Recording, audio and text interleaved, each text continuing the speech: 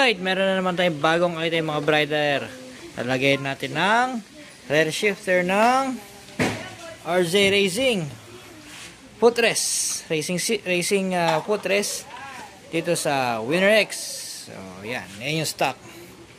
Ito ilalagay natin. Yan. RZ Racing.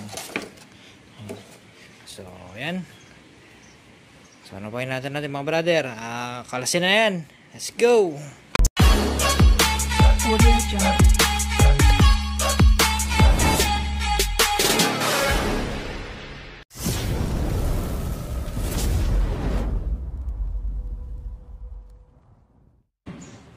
Right, so ang una natin gagawin is ito, syempre tatanggalin natin itong stock na rear set ng Winner X.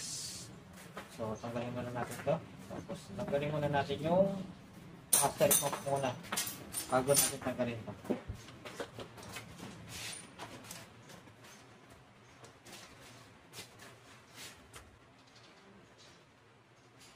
Tanggal nyo na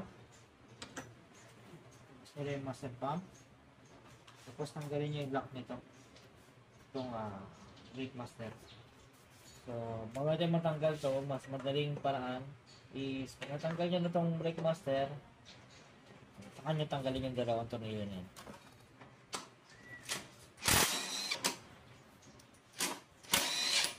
Ito, alin na po, tanggalin nyo na rin, tapos tanggalin yung cover.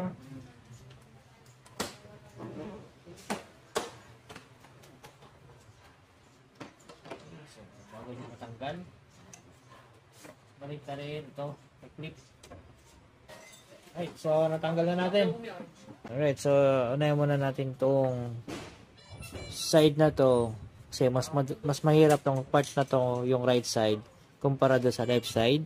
So sa package ng RZ Racing, so ito na yung magkakasama. So, yung dalawa lang yan. So, yan. Pisahan na natin kabit. Let's go! So, next story ito. Tapos, okay, bago nyo lagay yung brake, lagyan ng brake switch. So, kailangan siya ng spacer. Kasama yan sa package. Kabilaan.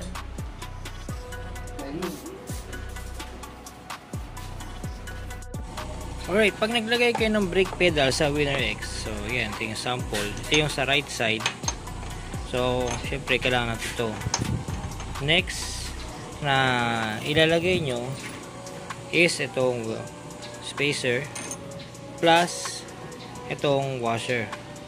So, pag di kayo naglagay nyan, sasabit itong tornilyo na to dito. Yan, sasabit. So, yung spring, tapos ito at yung footrest. So yan yung pattern niya. Wag niyong kakalimutan itong washer na to. Napaka-importante ito para hindi sumayad yung tornilyo nito dito sa shifter, sa yung bracket niya mismo. Ayan, so yun lang. Right, so yan na. Sabit, nakita nyo,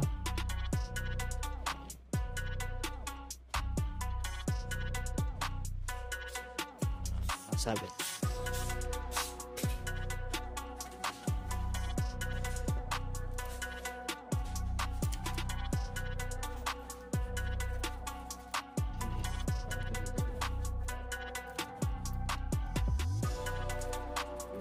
So ayan, ito yung sa master pump at ito yung sa brake switch, yung nilagyan ng spring.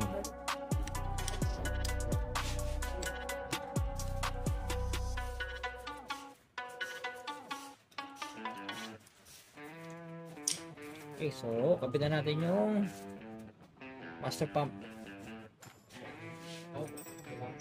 So, kailangan natin dito, pagkasalpak nyo ng master pump, itong washer. Yan, lagay natin dito sa pagitan. At ang screw nya is ito.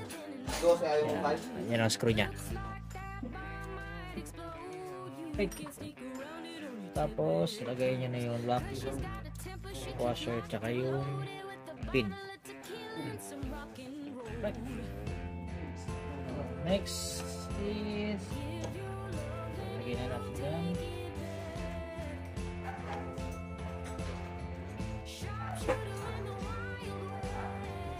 Right, so yan, tanggal natin yung stock na saan yan? Brake spring.